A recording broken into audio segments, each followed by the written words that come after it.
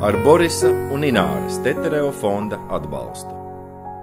Mūsu visilgākais stāsts jau kaut kādus 5 gadus turpinās. Tas ir Zilajā kalnā. Mums ir vairāki projekti pēc kārtas gadu no gada atbalstīti, kur mēs jūtam, ka cilvēki ar vienu sākotnējo ideju ierīkot sporta zāli jauniešiem, viņiem tā kā radās sajūta, ka patiesībā viss var notikt, ja mēs paši, ja mums ir ideja, ja mums ir cilvēki, kas kaut ko ir gatavi darīt, nākt kopā, ka mēs varam to izdarīt.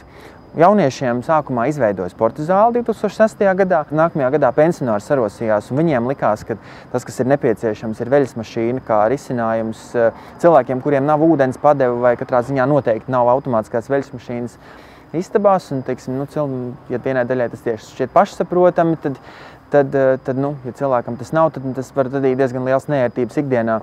Tā tas viss turpinājās. Mēs viņiem nākamajā gadā vēl atbalstījām plīci iegādi, kas savukārt ir vēl viens objekts blakus veļas mašīnai, kur tad ne tikai var veļu izmazgāt, bet tagad brīvajā laikā vēl var arī kūkas cept un receptes mācīties un vecie ar jaunajiem satikties un visādi, kas ir tāds satikšanās punkts cilvēkiem.